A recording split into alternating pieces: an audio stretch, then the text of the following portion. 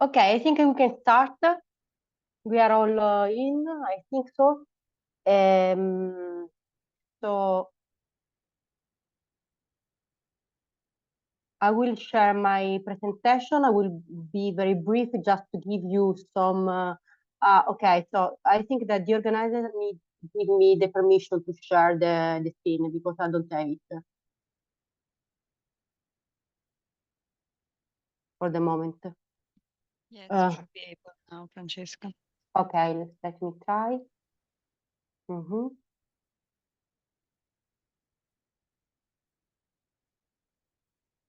Okay, maybe. Can you see it? Yes. Yes. Okay, I cannot. So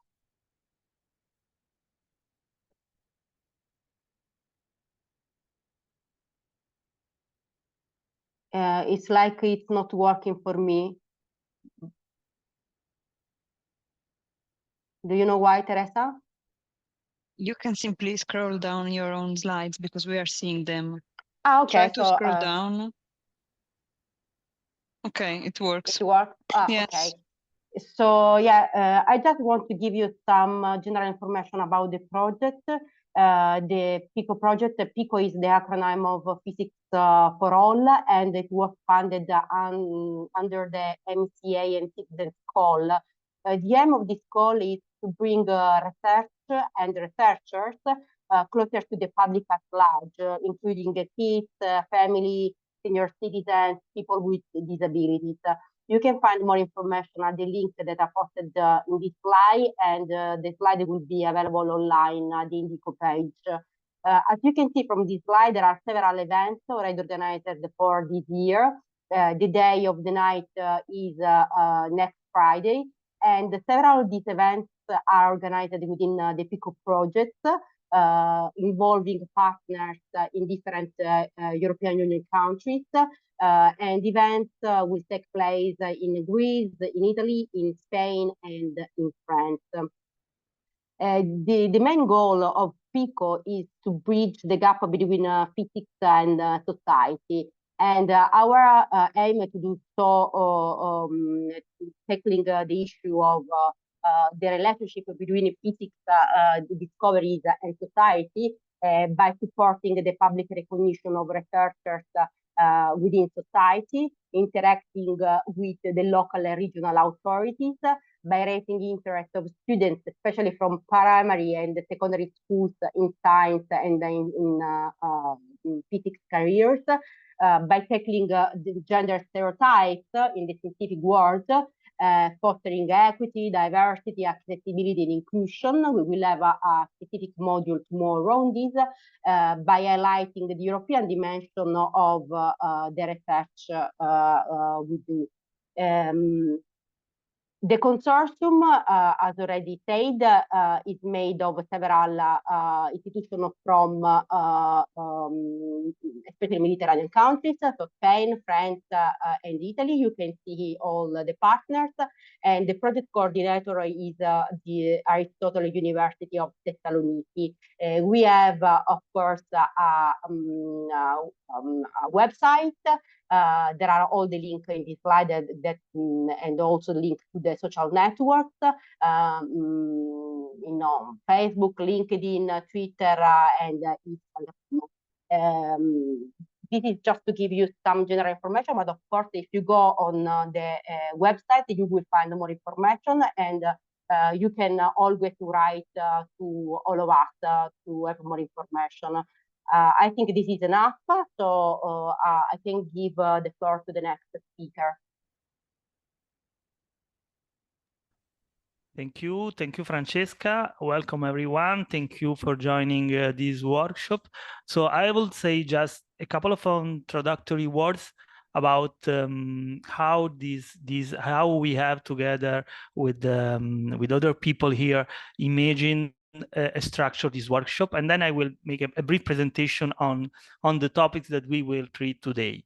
So the idea, since most of you already have in some cases also very long experience of interaction with the public, of public outreach, of public engagement, The idea is not to teach you how to do that, but just to present some idea, a kind of general approach, and discuss together which are the critical, which are the pro, which are the cons of the approach that we are proposing, and of also get some tips, some discussion, some shared discussion from your experience. So that's the general way in which we have imagined these two meetings, the one of today and the one other of tomorrow. Then we decided to focus the discussion on three very general topics, let's say. One is the story, so or the storytelling, how to tell to the general public some complex ideas. So in our experience, especially in fundamental physics, we have to face, let's say, every time that we have to do with public engagement, with public outreach, we have to face this point, no? This main question. So how we can tell some idea that are very far from the everyday life of our public, how to adapt our tale to different targets and so on. And this one is the topics of today. So today I will present in few minutes some general ideas, as I told you, a kind of proposal of a possible approach to these issues. Then we will have a kind of practice workshop in which we will ask you to experiment some possibility about the stories, about these topics. And then finally, we would like to have together a discussion about what we experienced and what we presented to you. The second day, the next day, tomorrow, we will face other two topics. There are, of course, all these things are interlaced in the experience that we have to deal with the public, but we try to treat them separately. So the second topic will be the interaction with the public. So the direct interaction, how can I involve, which are the tools, which are the tricks that I can use, that we can use for catching the attention of people and of the public we are targeting. And the third one will be a special focus made by Francesca and Julia, and the second will be prepared by Sebastian and Manolis. Sorry, the third one will be a focus on diversity and how we can, taking into account the importance of representing and communicating in the correct way, diversity, gender balance, disadvantaged category inclusion. So that's the general plan. I hope it was clear. And now I will share my screen, and now I need also to be the permission for sharing my screen.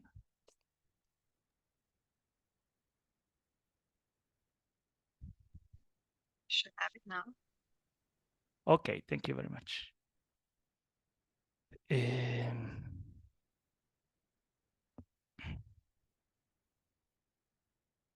Okay, so as I said, I will focus a bit more this theme of the storytelling. Let's say how we find the context and the form of our speech in different contexts to the general public. Again, in this presentation, I will be quite general, but then in the workshop together with Giada, we will go a bit more in depth and try to practice and experiment some specific cases. So there are some inherent contradiction, let's say, or some inherent issues in telling to the general public research topics in general, but even more fundamental physics contents. From one side, we want to be very accurate. We want to tell to the public in much more as possible about the contents, and in the much more possible in the way closest to what we consider, let's say, the reality of this content. So the way in which treat them in our scientific and everyday research. But from the other side, actually, we need to summarize these contents in simple words because people otherwise we won't understand what we are saying. That's a quite clear and, let's say, originary issue of public communication of science. But I think it is important that we keep this all the time in mind. Otherwise, we risk to transform this possible dialogue actually in a kind of conflict between different needs, different expectations, different backgrounds. And so instead of having an occasion and a moment of communication, we risk to have a kind of, yes, not dialogue, a kind of conflict, and nothing positive is happening. So again, there are many things to say, but actually people usually can give us their attention just for a few minutes. And we, I think, should take also the responsibility in occupying few minutes or several minutes of the attention of other people, of the public with something. So I think there is a responsibility that we have considered from our side in that. Then when we talk about research topics, again, especially physics, from one side, there is a kind of fascination from the public. So it's so fascinating because it's exotic, it's far from our daily life. But from the other side, there is another feeling that is, oh, it's so exotic that I can't understand. What does it mean for me? It's so far from my life. So I think that these two feelings are in a sense coexistent, mostly coexistent in most of the people. So we have to understand these and be careful in treating these two approach from the side of our public. So not, let's say, not considering just this fascination enough as a kind of let's say final goal of our speech, but from the other side, not scare people, not make people feeling like very far and not able to understand what we are saying. So we have to balance these two aspects. So to be a bit more concrete, so starting from these very general possible and inherent conflicts in our communication, which are the possible and useful tips that we have to keep in mind for facing this contradiction. So first of all, we have to keep all the time in mind our target. So the priority, let's say the word of our target is like a starting point for organizing our tale and our story. Based on that, we can, for instance, make a list of important concepts to communicate among all the things that we can say about a specific concept. Then reflect on how simplify this concept. So of course we have to renounce to some of them, but then we have to renounce also to some accuracy in telling them. So the way we usually we are used to think on them is not the way we can tell simply to the general public. And then we have to practice. So imagining how we can explain things to different targets. So I will jump to this one. This is actually the standard point, and I will come back. So the important point in my view is that it's not just a matter of simplifying or translating the scientific narrative. So we, or you as a scientist, have a way to think to the context of physics or other disciplines, and we are tempted to just translate this narrative, this way of thinking on them for a general audience. I'm not sure that's the more effective way to reach the goal. It's more effective try to reorganize our narrative according to what is relevant to the audience. And that's why we should have different narratives for kids, for very old people, for students, for people with a STEM background, or for people that have no STEM background. So the relevant categories of our audience change according to age, background, culture, cultural context, social context, geographical, and also historical context. You know, what happens in the present times change the priority, change the, let's say, I don't know how to say, the word to which we can refer.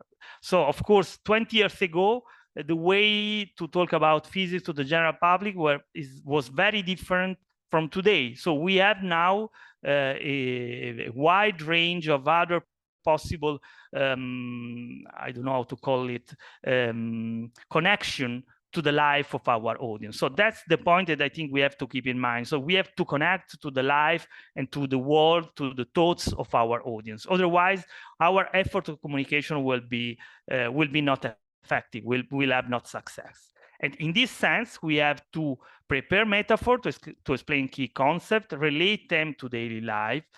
People then like stories, so we can imagine to prepare a series of story of unexpected discovery, the story of why you became a scientist, or a funny anecdote about some discovery, some scientific contents. And then finally, the words that you are using should be words that are of common knowledge, so are words that people use in their daily lives, not just words that you as a scientist can use in your daily lives.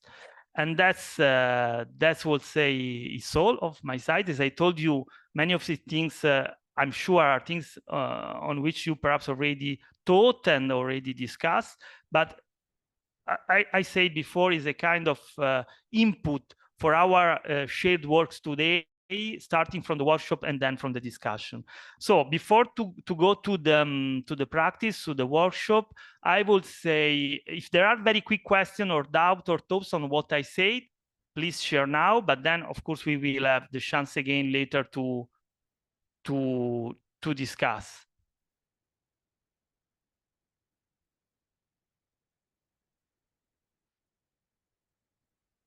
I don't see hand raised. Okay, so I think we can go to the next step and pass the floor to Giada. Hi, everyone. So first I will also need the permission to share. Perhaps I already have it. Yes, I already have it. Can you see my screen? Hopefully, yes. Yes. Yes, we can. Okay, great. Yes. So to do this next part, which will be interactive, we will use a tool called Mentimeter. So to participate in this, to actively participate in the workshop, you need to either go to this link, www.menti.com, and enter this code, or if you want, you can use your phone and add and scan the QR code. And it will bring you to, let's say, the user side of this presentation where you can, so you can participate. I will wait a few minutes so that you all have time to do this. It shouldn't take very long. If anyone has issues with it, let me know.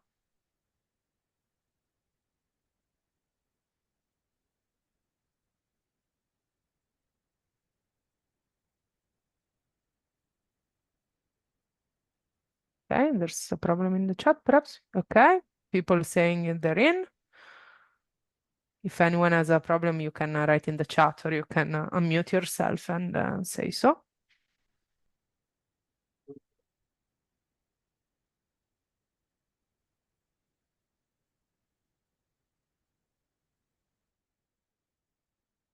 Okay, I see various people saying they're ready. Is there anyone who is not ready yet? Who needs a bit more time to log in?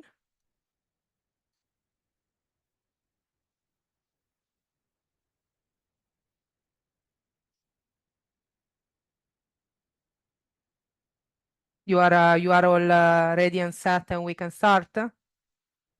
Yes. Now you see the same slide. Now then you will see it change. Okay, then I guess we can start if no one has a need for more time. But anyway, you can take more time to join if there's any problem, write in the chat. Okay, so I would like to start with getting to know each other a little bit, and first and foremost, getting to know where we are all from.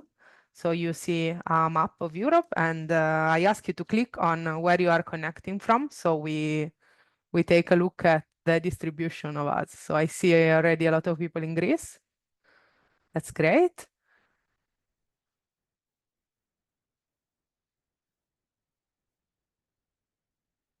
Various areas of Greece. There is a Greek majority for sure for now.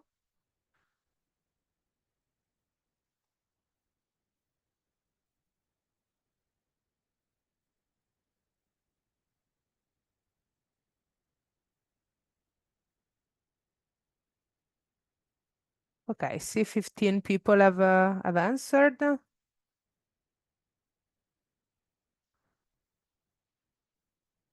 Is anyone having trouble connecting? Anyone else needs the connection details?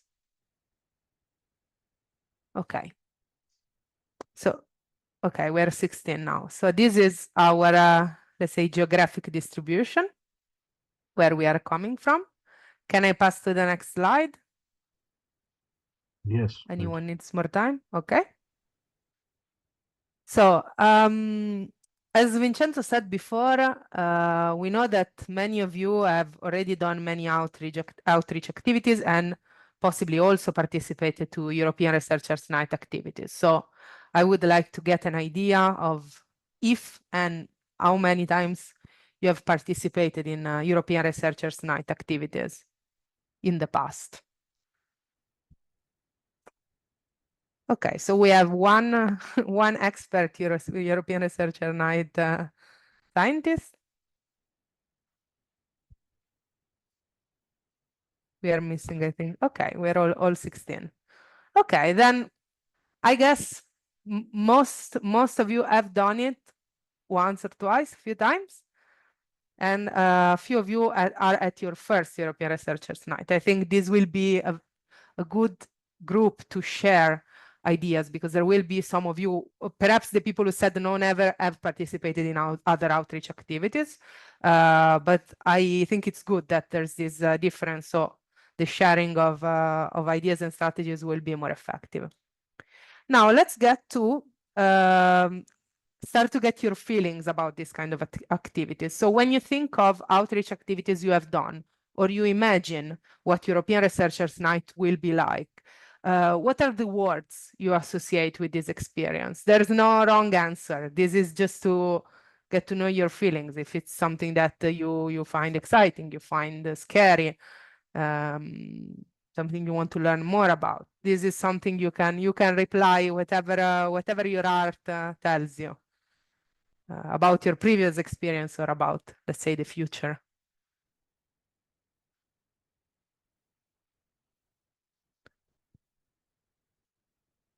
Okay, we see that it's fun. Fun is a big word, but there's also stress, and it's also tiring.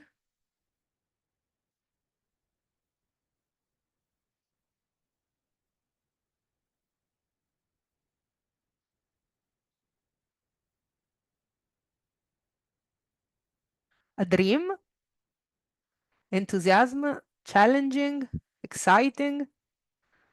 So I see there are non-stop. Non-stop is true. It's many times a non-stop activity for many hours, even though it's important to be able to take breaks and to take them. Points of view is very interesting. We will talk about different points of view in a minute. Share, of course, the point is to share our research, and challenging it is, and also to talk about your research is always a bit of a challenging endeavor, but it's an opportunity. It's socializing. I really like this word cloud, let's say. I will take a screenshot of it so that we can have it later, save it for later. So this is our ideas about your European Researcher Night. Now I ask you to do something a bit more practical, a bit more, let's say, start reasoning on what we are doing. the question is, what do you think is most important when you talk about research to the public? These are a list of 6 things that we can agree are important to various degrees. And I want to know for you personally, again, no right or wrong answer, for you personally, what is the most important ones? In what order of importance would you put them? So is it more important to be accurate or more important to be inspiring? You can drag them up and down to put them in your personal order.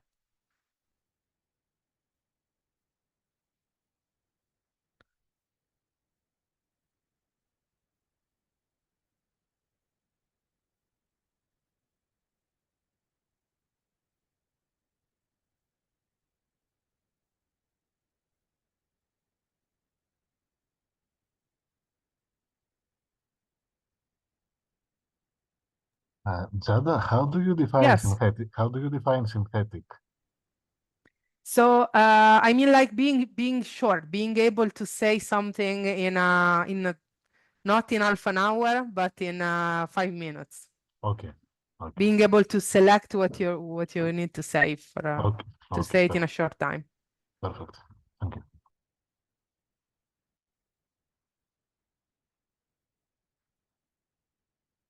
No, this is a more complex question, so I give you more time to finish answering.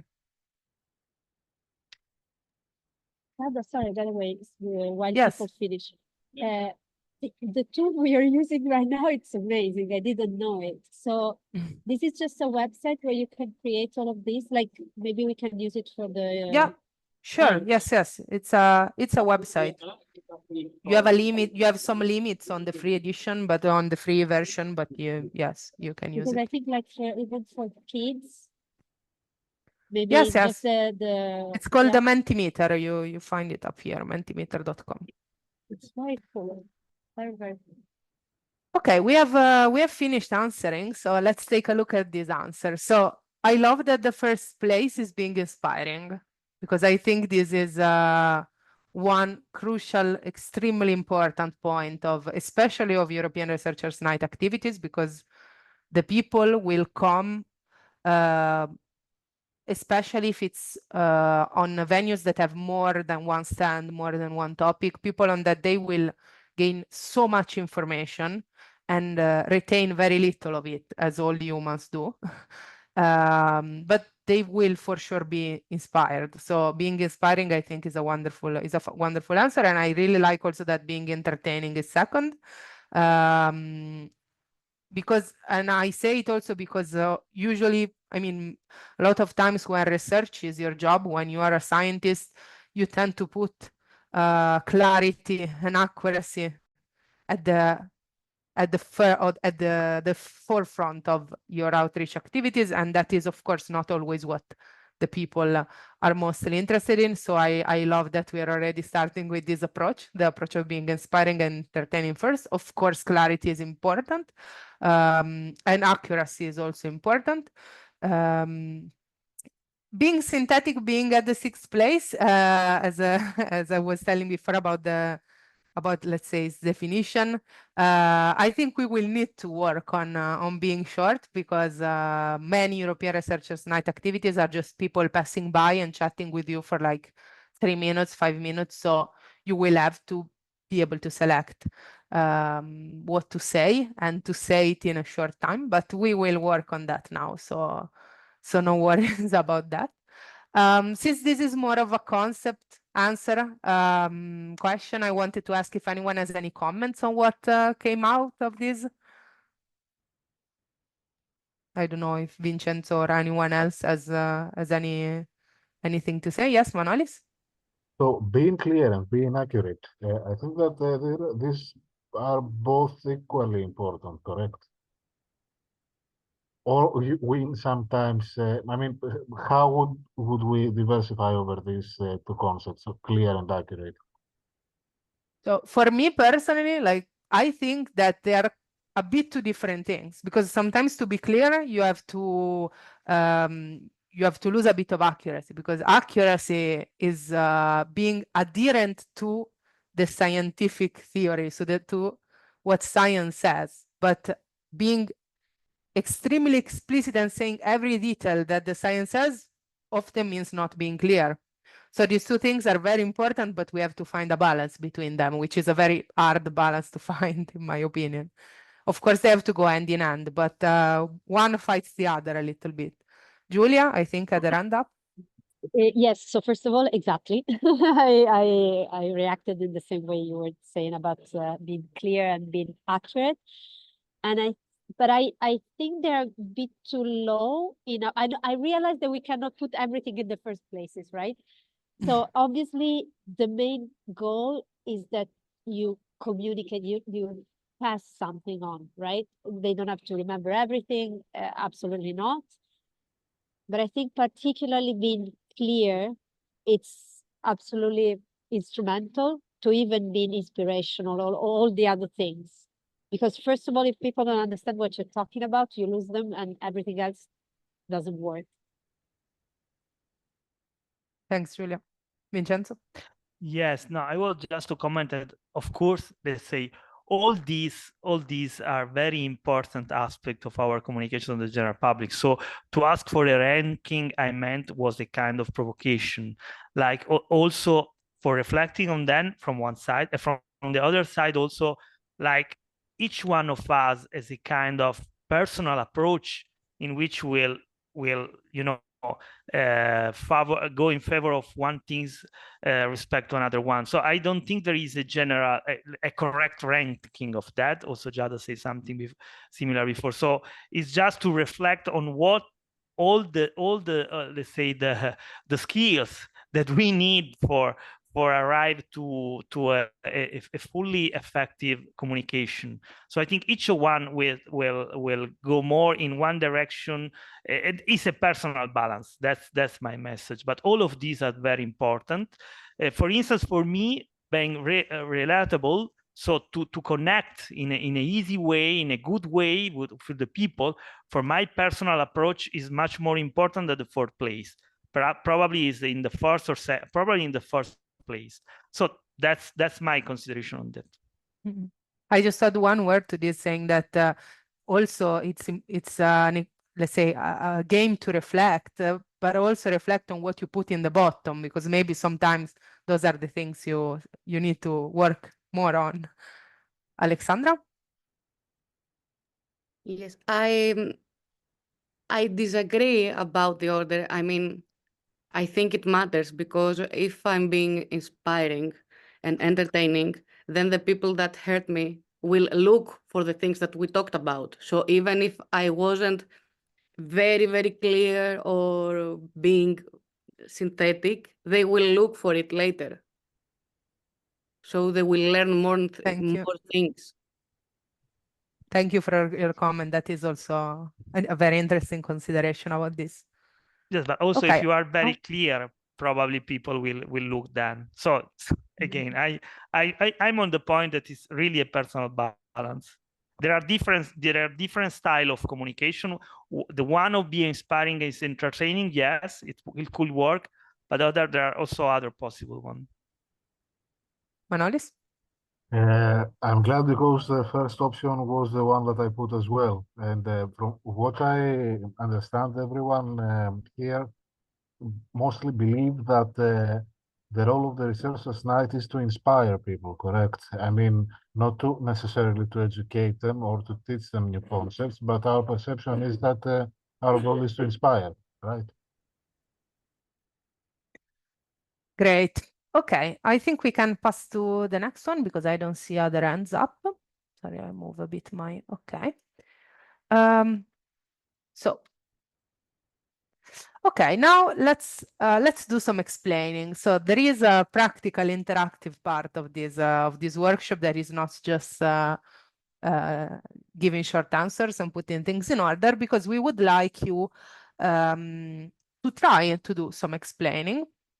So in the next few slides, you will find some prompts.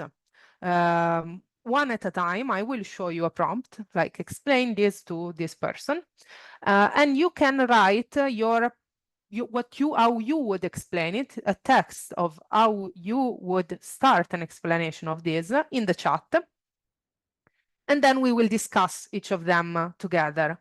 So I show you the prompt, then I give you like 7 minutes, something like that. Not a very long time, because we're not here writing an article for a magazine. We're exercising, explaining something, a bit improvising on the go. So it's not something you will have half an hour to think about. I will give you like 6 or 7 minutes, and then we will see them and discuss them together. This is not a correcting, a saying, oh, this person did right, this person did wrong.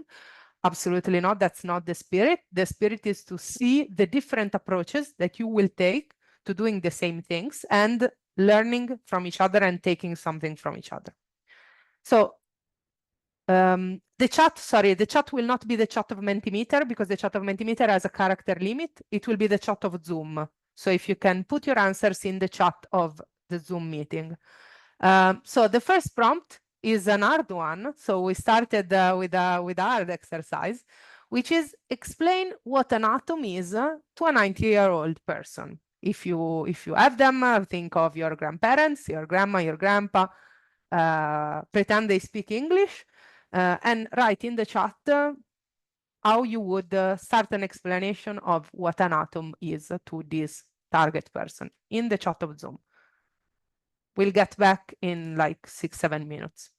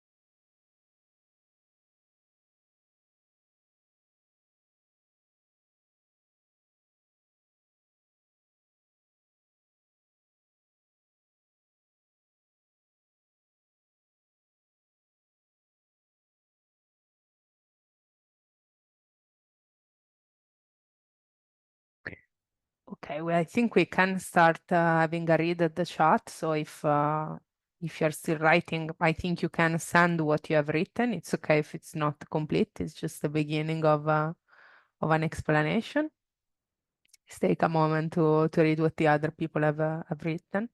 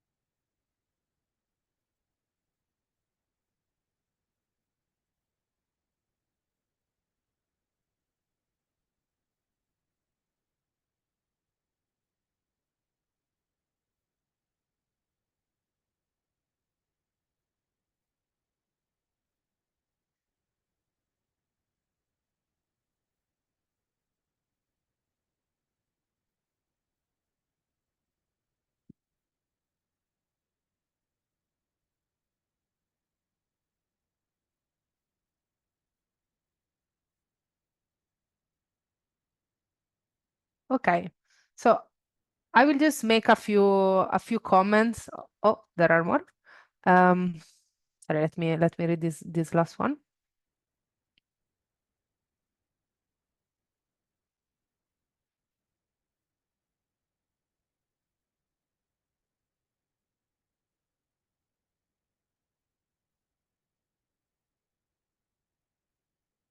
Okay, let me make just a few comments about what I read. Then I will open the floor because I think a million things can be said about the answers that you gave, which are all wonderful. So thank you for the commitment and the participation.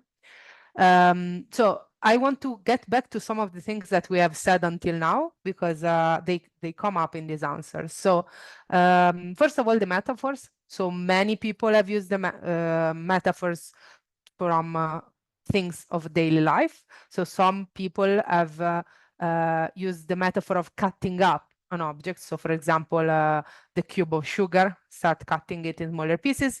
And other people have used metaphors such as the house that is made of different, a building made up of different things. I also really like the idea of using the metaphor that to explain that not all atoms are the same. So saying that the house is built of tiles and bricks and other things.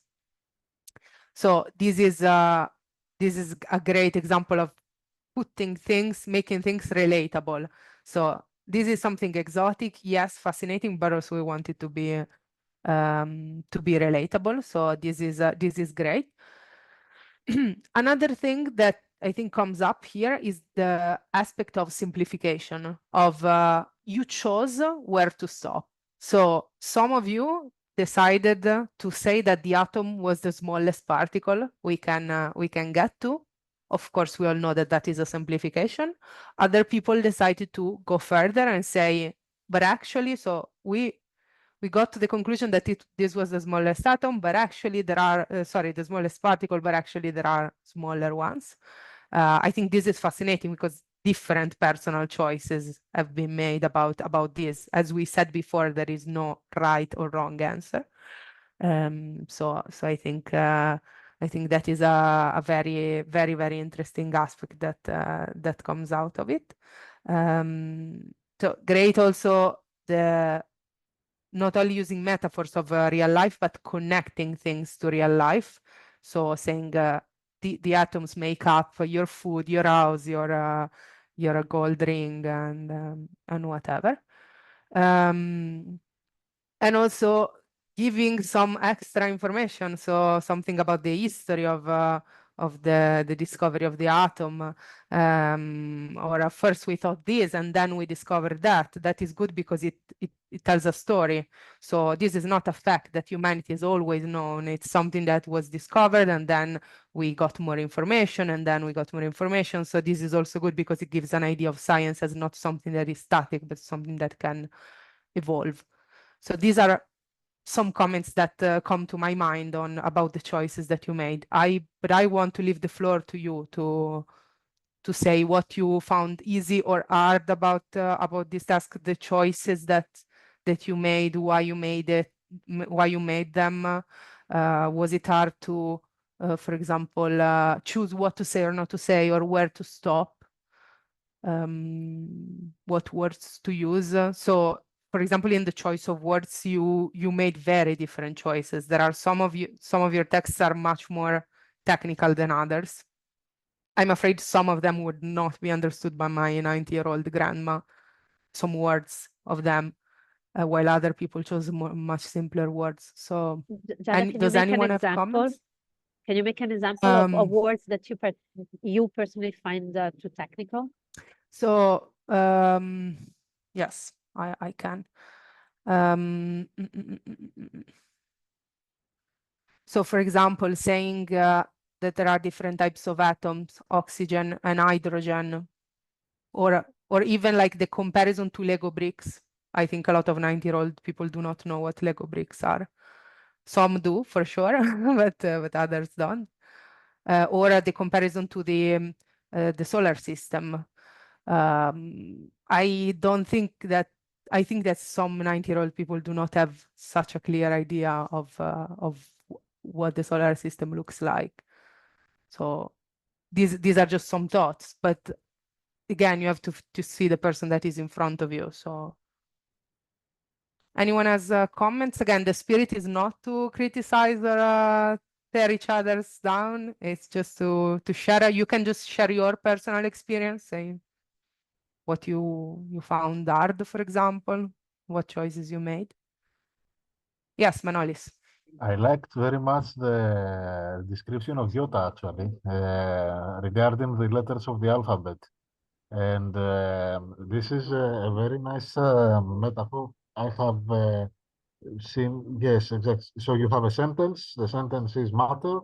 Every word is a molecule which has properties, it has a meaning, let's say, but the letters of the word is the atoms. I liked it very much. And I think that a person of 90 years old who comes either to accompany a child or because they are genuinely interested to learn something new, to discuss something new, they like such analogies that make their head, their mind think further.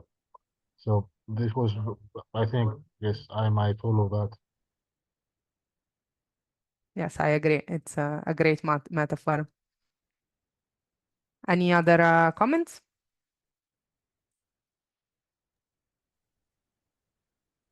Yes, Julia? And then Vincenzo. No, just yes. Just wanted to say that I've seen that others have done it, but for instance, I chose one of the choices I made is not to go into the details of the structure of the atom, because you go into actual quantum mechanics. Again, sorry, what I have in mind is the list we made before about accuracy, being clear, etc., etc. So in order to keep it clear, I felt personally that I would have lost too much accuracy going into the description of nucleus and electrons and so on and so forth. And so that was a choice that I made not to go in that direction, for instance. Thank you, Julia. That's a great example of the choices we make. Vincenzo?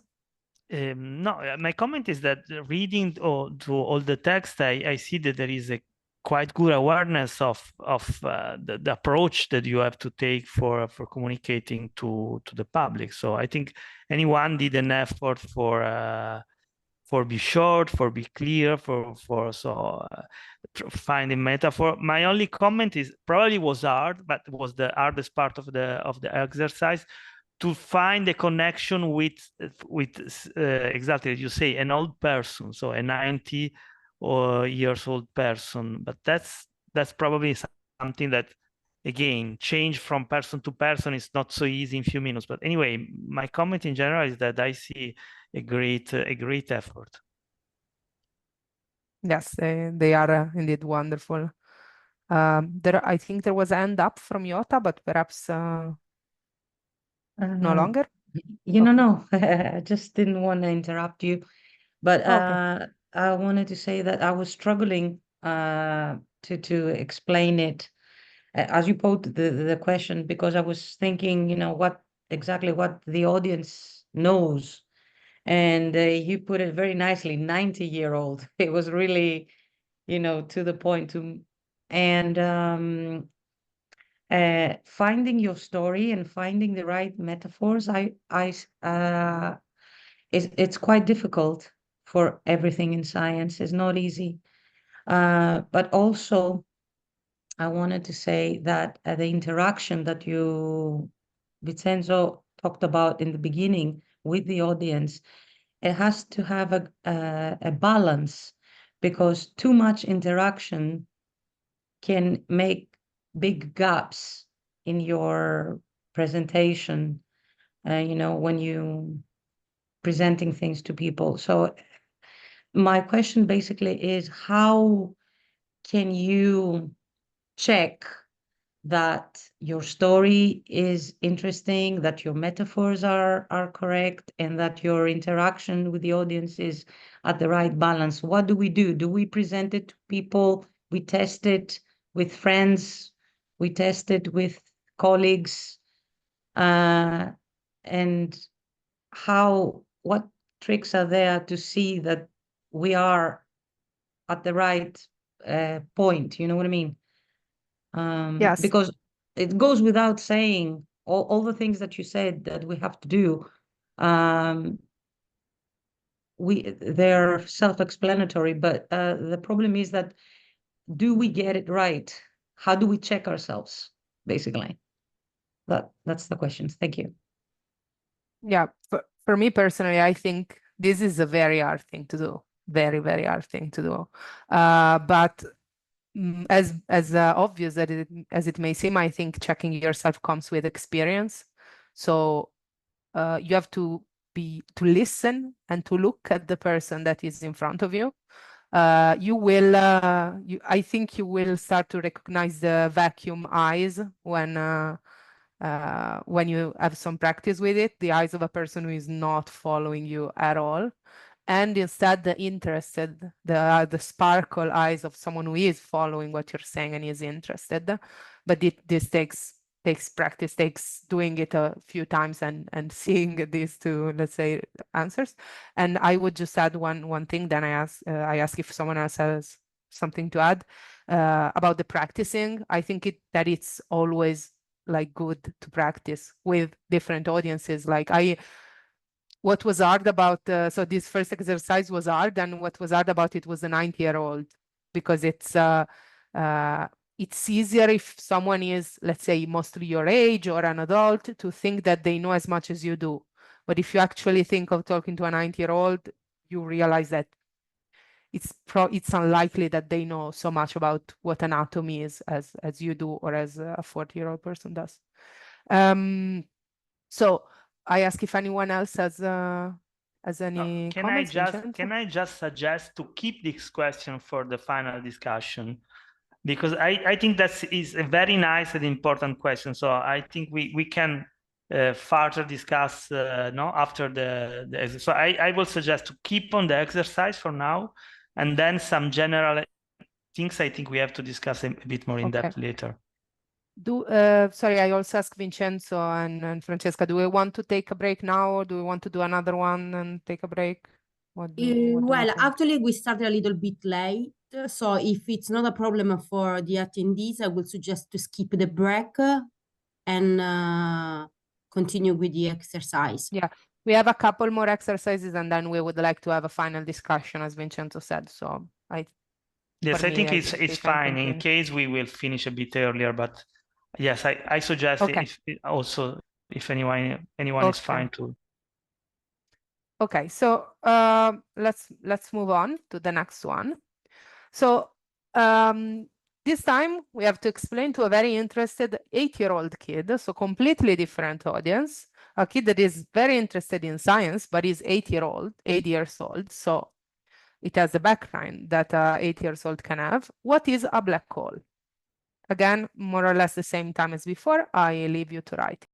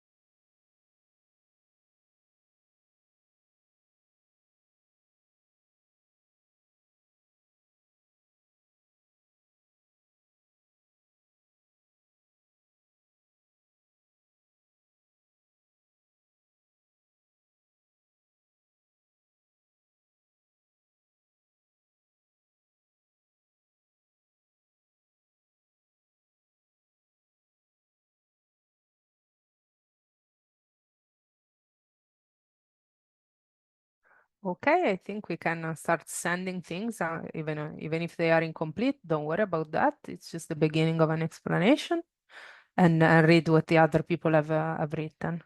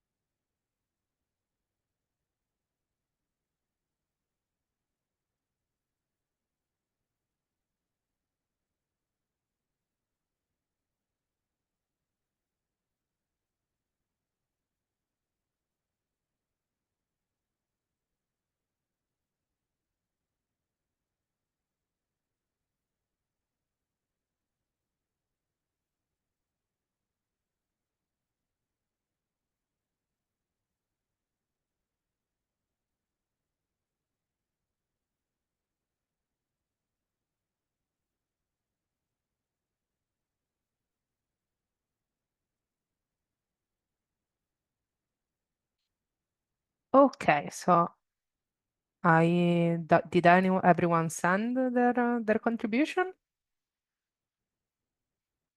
So okay, there's one more.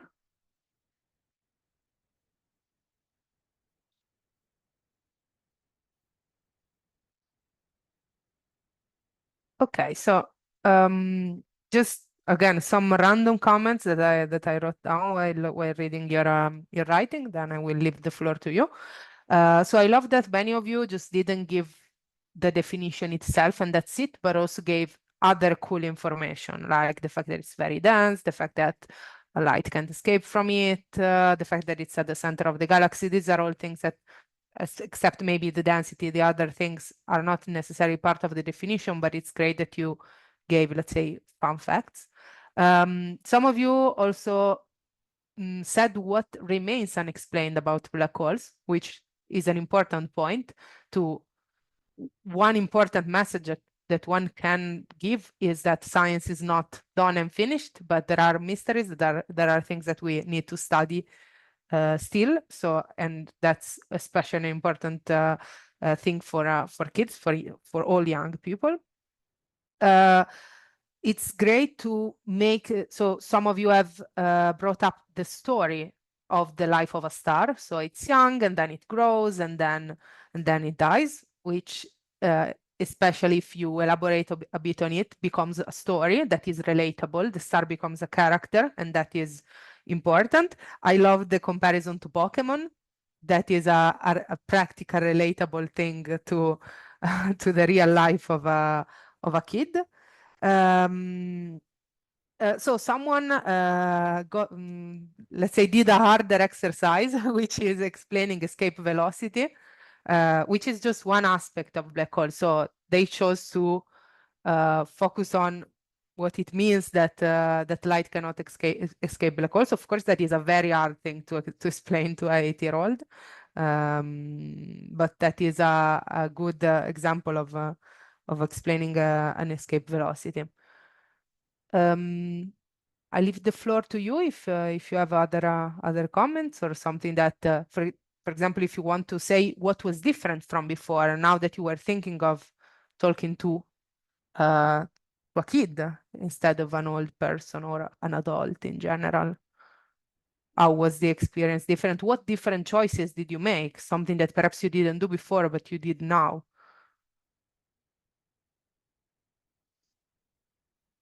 For example, I would say that the wow factor is more important now than it was before, to say surprising, exciting things.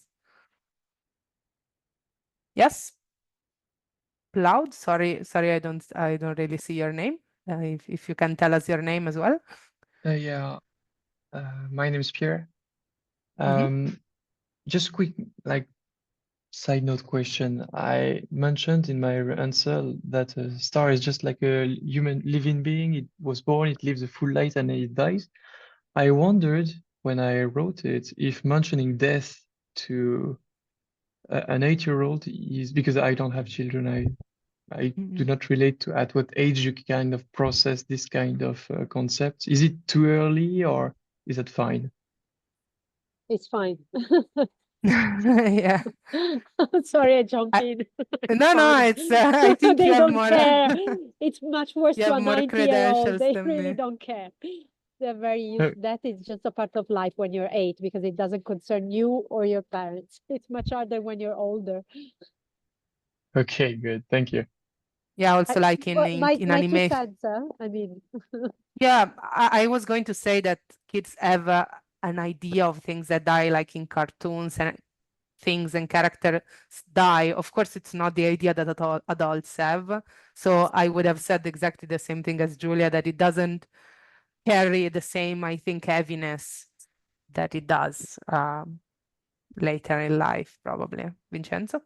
Yes, I have a comment, if I can, again, is not just to criticize, but to reflecting altogether exactly on your proposal. I didn't understand the name of the last person who speak. Plowed, Paul? which is the name? Paul. Okay. no, Pierre. Yeah, Pierre. sorry. Pierre, sorry. It's from Sorry. our group. That's why. Okay. Yeah. Hi, Pierre. Nice to meet you. No, I had the comment. I have a comment on, because I think the idea of telling about life and that of a star is fine, and is also engaging for a kid. But then you jump in something different, and I think I want just to focus, because you put this statement: they are so heavy that even light cannot escape them. So this, I want to focus on that, because I think that in this statement there are so many like implicit knowledge that is not understandable, but not just for a kid, even for an adult. So you are assuming that the white of the black hole is connected to its capacity to attract other bodies and even light. So that's something I think that should be a bit reflect on. So sometimes we risk to assume a lot of things that are not clear, even if very easy, but are not clear for people, especially a kid. Manolis? Well, by looking at the answers, I can definitely say who come from the world of astrophysics, who come from gravitational waves. It is very clear. What I wanted to say is that my choice was to start by giving an experience on gravity, meaning the free fall of an object, and then start talking gravity and taking it to the extreme case of a black hole. Going on about the evolution of a star, the life cycle of a star, is something that I know for a fact that engages a lot 15-year-olds. Okay, but when I did it with this age group, what I saw was that we diverted a lot from the topic. When I wanted to discuss black holes and say this is it, we took half an hour's discussion regarding, okay, what is a red giant? Okay, what is a all this. So this is something that might need a bit of attention here. Yeah, that tends to happen. I wanted to add something that I forgot to say before, that I feel that in some of the texts, it comes out an idea of the black hole as some kind of evil character, which my personal opinion is that it can be very effective for such a young audience to make them think of the black hole as something that wants to trap and vacuum everything, even light. It gives it a life. It makes it a living character, which I think works. It may be a bit more problematic for other things, such as, I don't know, if you do it with lions in biology, then you give an idea of lions as evil, which is bad, but I don't think black holes mind being painted this way, and it can help relate to them. Julia? I'm sorry, I talk a lot, but I have 2 or 3 things. Actually, I have the exact opposite feeling, in the sense that I completely understand what you're saying, Giada, but I am always very concerned of this, I don't know, it goes into, okay, I'm going too far, but it goes into like conspiracy theories. Like at CERN, they will produce a black hole that will swallow. I mean, black holes are very harmless creatures because space is empty. So this idea that they eat, they don't eat anything. Actually, they stay there. And if you're like unlucky enough that you get into their horizon, then okay, but they are not going around swallowing stuff. Actually, you can live a perfectly nice life 3 meters away from the horizon of a black hole. Do you see what I mean? And the other thing is that two more things, and I really don't want to be critical. It's just more like what do you guys think?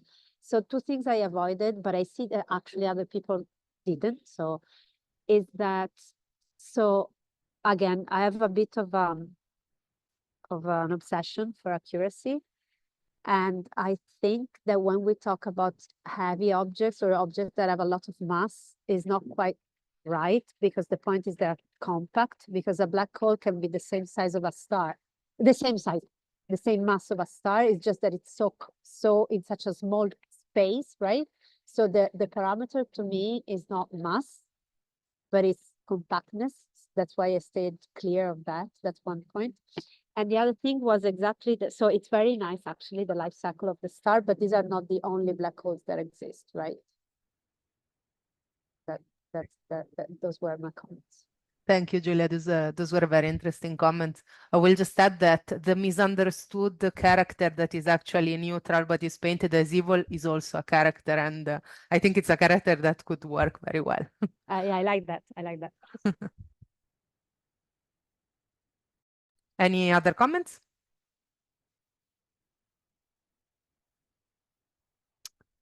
Okay, if there's nothing else, we can move on to the last, let's say, exercise, which is more personal in a way. Exactly. So a 40-year-old person, so an adult that is, but is not a researcher or a scientist, asks you, what does your job consist of? So this is a common question that you will get in outreach activities to the general public. They want to know, what do you do? So I'm an astrophysicist. What does that mean? What do you do? So I would like you to explain to a person, an adult person that is not a scientist, what your research or your daily life or your job consists of. Same time and functioning as before.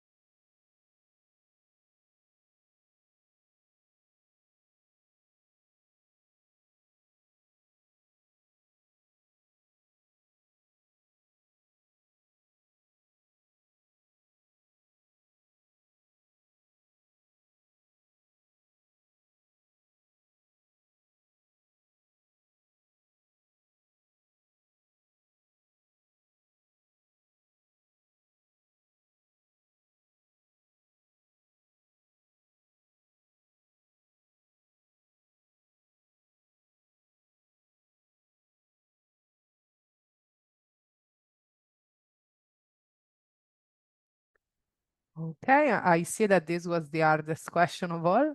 I suggest you start sending what you wrote. Once again, don't worry if it's not, let's say, 100% complete.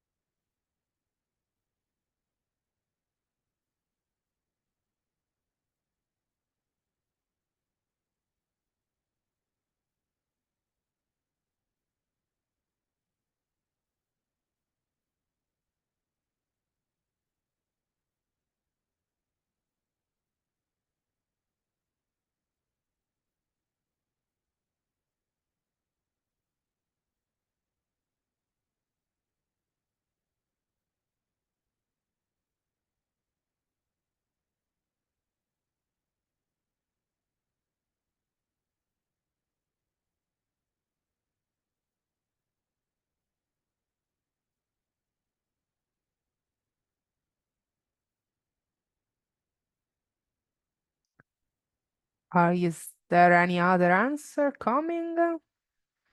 Did this question completely shock you? I know that talking about what you specifically do is the hardest thing, and this will also apply to the previous exercises that we did.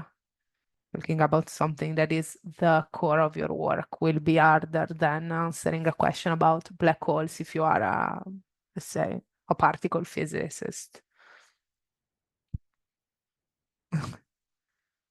Okay.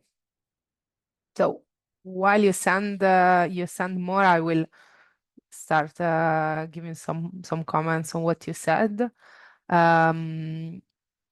So first of all, I think all of these are, as we said before, inspiring. They give an idea of your work that is exciting and that makes me want to know more. For example, for me personally, Pierre's answer is I'm not sure. Like I'm not sure I fully understood, but I'm very curious. So if I were a person at European Researchers Night, I would want to know more. And that is a very important point. I also saw Suzanne's answer. So you made different choices. Some of you talked more about the fields. Like for example, Suzanne, just because I know her and she works here, she talks more about the gravitational wave field in general than about her specific work. And others of you chose to say my work consists of this, and that. This is not a right or wrong answer. These can both be right approaches depending on the context and depending on what you personally feel more comfortable with.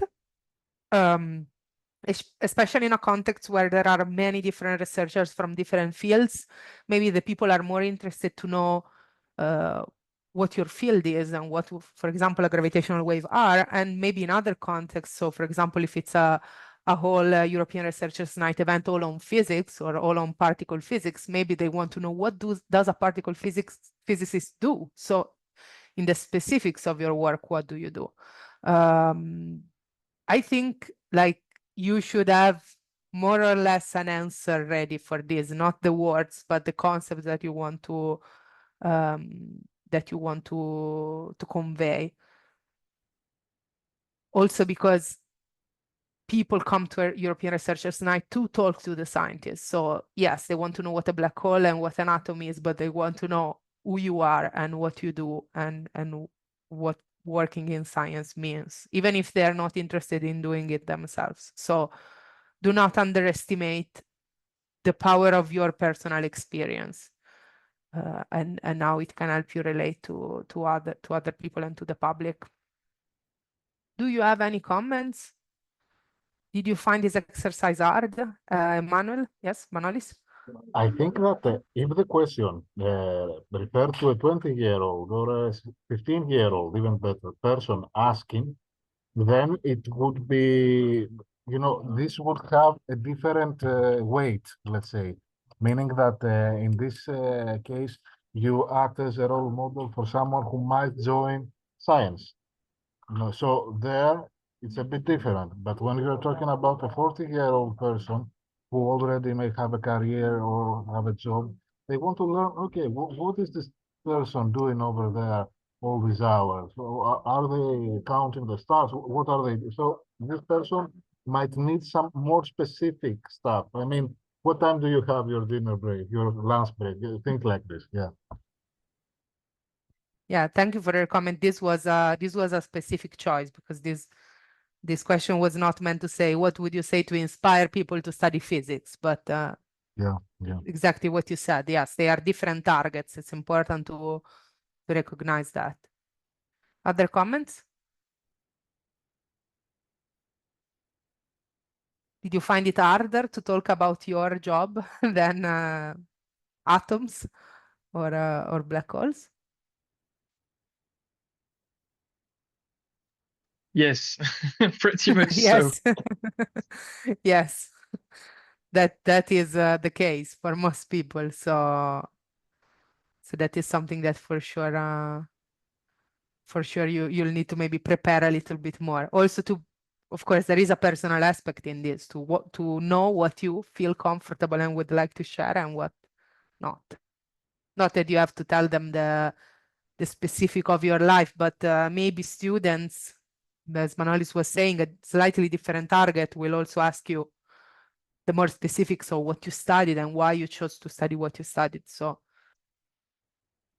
I suggest for open events to have an answer to these questions. So I would move to the next stage, if there are no other comments, which is a more, let's say, general open discussion on what we did until now. Before doing that, I want to just show you two more prompts that I had prepared so that if you want to exercise at home before European Researchers Night, you can do so. We will not do them now together, but if you want to try your hand at a couple of other targets, I will just show them to you very quickly. So, sorry. So another idea was, as Manoli said before, a 15-year-old high school student who's choosing a university path and asks you, why did you decide to study physics and what do you like about it? This is a bit of a different question. So this is more, let's say, I mean, the question asks you to talk a bit more about your experience and what you like about your job. And so if you want to, let's say, practice with this target. And another one is STEM students, because in some events you will specifically have to deal with STEM students, which is different than dealing with a kid or the 90-year-old person. So for example, explain to a STEM student, not in physics, or at the beginning of their career of their study in physics, what is a gravitational wave? These are two other, let's say, exercises, prompts if you want to practice before European Researchers Night. So I stop my screen sharing and I leave the floor to any comments, questions, ideas about all that we discussed until now. Also, Francesca and Vincenzo, if they have something to add. Yes, Giada, if I may, before starting the discussion, I'd like to share with the attendees in the chat box the link to the questionnaire that was prepared for those involved into the European Researchers Night. I kindly ask you to fill in the questionnaires because this is very relevant for us, especially for those that will assess the performance of the activities done during the European Researchers Night. There is also a QR code that I will copy paste into the chat box. Francesca, sorry, I didn't catch it. So, because not everybody's here today. So anyone that is a host, I don't know how to say it, in the European Researchers Night has to fill in this, right? Well, actually, it was sent to me, and that was asked to share with the participant to the workshops. So my idea is to write, in any case, to all those who are registered in the PICO page, and share also by mail the relevant link. In this case, by mail, and tomorrow we can answer to your question.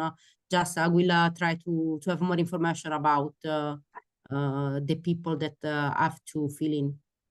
Because I'm so sorry, because sorry, this is outside the scope of the workshop, but for miscommunication, I didn't attend the meeting yesterday about all the forms and questionnaires.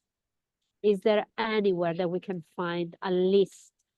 Like you have to do like I asked, a checklist for the European Researchers' Night. Like, okay, let's discuss this topic offline, so that now we can just devote the last 20 minutes to discussion. And in any case, I have understood your question, so I will let you know. Thanks, Giada. Yeah, sorry, I couldn't unmute myself. Yes, thanks, Francesca. Any comments, Vincenzo, perhaps? No, I just invite people to ask questions, to make general remarks about what we discussed, what we present, the exercise that we have done.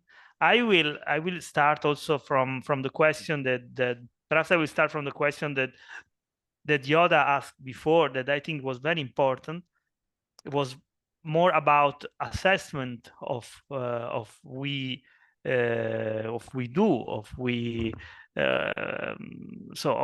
communication, of the public engagement activity, and so on. For sure, what Giada say, I agree fully. I would like to add that I think that in general there is a question of assessment and of let's say collection of feedback from the side of the public, no, in this kind of activity. But for instance, Manoli is very expert in this kind of things, and in general we try to collect, to a questionnaire, and to collect feedback from the general public. I will say that one first important and crucial aspect is the satisfaction of the public. So that should be a starting point. For sure, if our target is not satisfied, so we are not a school. So a school student could be also unhappy, but we can be a good teacher. That's not the case. At least this is my opinion. So the satisfaction of the public is a point that we have for sure taking into account. So the public, our target, the people should be satisfied. Then there are several more aspects. Another point that I would suggest is to assess with the communication expert, with the communication professional, just because communication expert and professional have seen a lot of activity, have more experience, have done several times similar things. So more than colleagues, I would rely on the feedback of a communication expert. For instance, I also, as Manolis, like very much your metaphor about atom, and that's something that I think has a value. So that means that metaphor probably has a meaning and has a value, something like that. But then in general, there is not a final receipt, and there is not a final vote, a final. So we cannot, let's say this is a correct communication, this is a completely wrong communication. Perhaps we can say sometimes this is a completely wrong communication, but that's come, for instance, from the feedback that you get from the public. If you do not succeed to reach the public, if you do not succeed to catch their attention, to make feeling them that they gain something in this interaction, for sure the activity has been unsuccessful. Then there could be also an assessment about what kind of ideas and concept we convey to the public. This is even more complicated, and I don't know. So there are. I don't know if I succeed to give my my picture of that. So there are several channels, several directions that you can choose. There is not a final answer, but for sure you can say more or less, yes, I'm going in the good direction. I'm doing something more or less useful, more or less effective, or not. It was frustrating for the public. It was not useful. It was not effective. These are my suggestions. But I guess someone else can also add something else.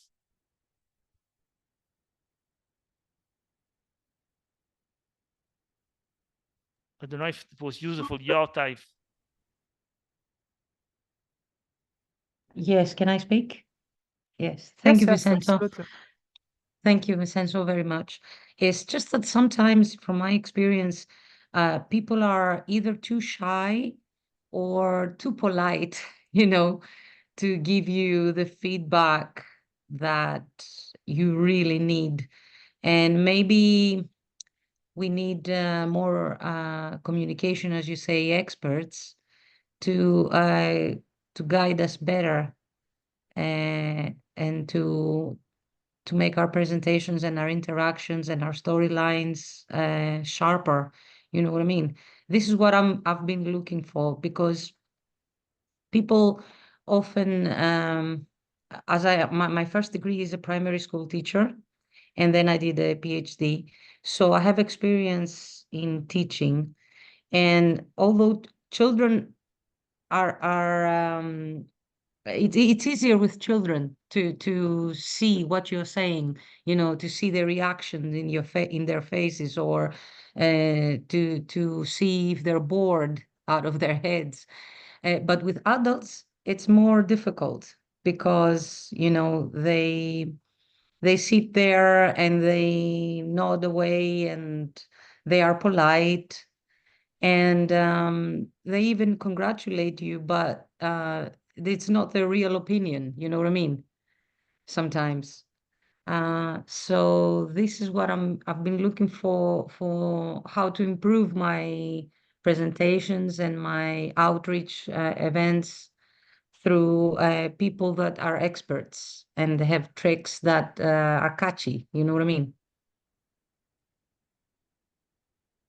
That's all. yes, if I can just shortly add, yes, I think what you say is completely correct. That's I think pull us in two direction. One, to even more elaborate and realize assessment tools of our activity. That's something that you have also to do in a professional way. So to make survey, to make questionnaire, try to collect in a smart way the real feedback of the people. So that actually in a ideal world, the communication action let's say need also is not completed if you have not also an assessment, a final assessment collection, let's say. And the other things that I think it's feasible. So there are paths that you can have with professional, and even more you practice, even more you will acquire tools, tricks, as you say, and also let's say will be able to self-evaluate your communication. So I will go in these two directions. Then I shut up, and perhaps Manolis want to say something. Yes, Thank you. Thank you. A very brief thing. So as the discussion is based on concepts and what concepts we want to convey to the people who visit, okay, it might be important if you do a post survey. I mean, if you have a post questionnaire and they give it to participants and ask them to take 5 minutes to write down, it might be interesting to ask them some questions based on the concepts that you want to convey. For example, let's say that you did an activity, an installation, you had a booth, whatever, about black holes. And you wanted to tell them that black hole is this, this, and that. This is what you wanted them to understand. Then ask them, what did you learn? Did you learn, are you confident, for example, to discuss black holes and see how confident they believe they are? And then ask them, how would you explain black holes to a friend? And see what they answer. So I have in many cases wanted to explain a topic, and I thought that my narrative was very solid. I was very good at it. So I did it. people answered that, yes, we are very confident that we can explain gravitational waves now to a friend. And when I asked them what a gravitational wave was, they answered, something irrelevant. So it's important that in an informal learning setting, like the one of the researchers night, we focus more on inspiration and interest rather than deep knowledge acquisition. But it's important to have some questions like this in the end to see, on average, what people got from you. That's my experience so far. Thank you, Manolis.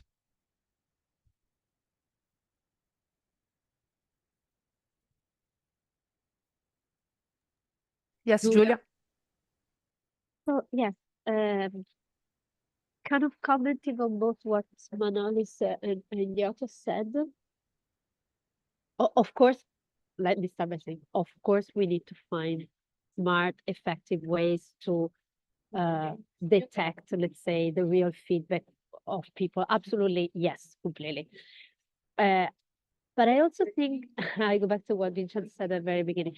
I also think that there is a value, though, in the fact that we create like an empathic link, like relation, in the sense that, sure, Manolis is right. Like often we say, yes, this time they really got it, and then they didn't get it at all.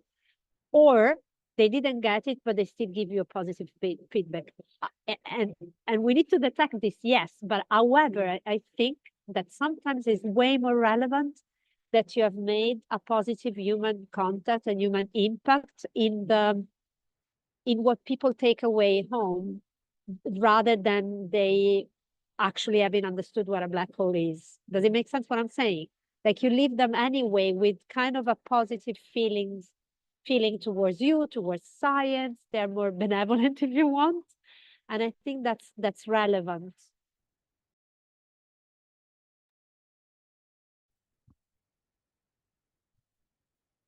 Yeah, that makes sense to me. I got what you're saying. I think it goes back to what we were saying about the priorities, transmitting concepts and having them stick is one goal for sure.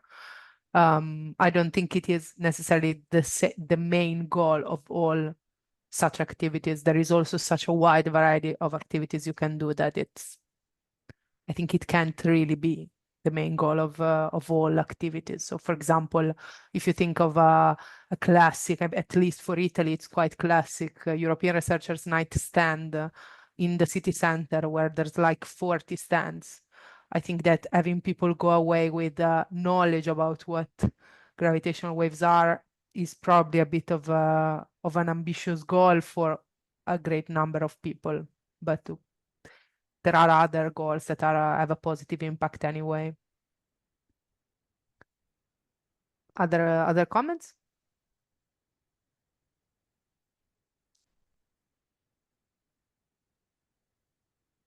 May I add something more? Yeah, sure. Regarding the concepts again, you need to take into account the things that we will discuss tomorrow, actually, the time that you have with the people, right? So you cannot package the whole field of gravitational wave astronomy into a 5-minute talk and expect them to comprehend everything. As Vincenzo has stated very clearly, you need to select what you will, focus your attention on. So I think that the main goal, again, is the inspiration. It's to see the scientist at work. It's not necessarily to hear what the scientist, for example, says about their work, that my work is 9 to 5 or I don't have, but it's the way they speak about their work. This is, so the word inspire is the most important here, I think. That's about that.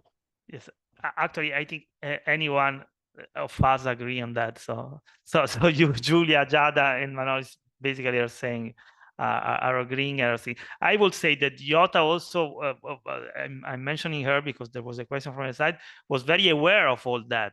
She was just asking how I can really get what people feel and what they what is their real feeling. But anyway, let's go. If there are other people there that have some other comment or question.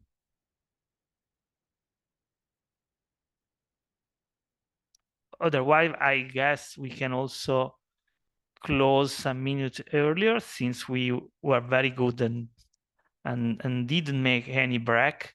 And remind, of course, you that tomorrow at 9 a.m. there will be the second part of the workshop. As I said at the beginning, it will focus on interaction. So it's connected also to what we just now discussed. So in direct interaction, how to interact and relate with people attending the events and engaged. And then on diversity and inclusion. I stop. I don't know if Francesca, do you want to say something else on that? Or Julia? No, just thank you for your time to all of you, for the attendees and for the speakers, and see you tomorrow. Bye-bye, anyone. Bye. Thank you. so Bye-bye. much. Bye. Hi, everyone. Thank you. Thank you. Bye. Bye.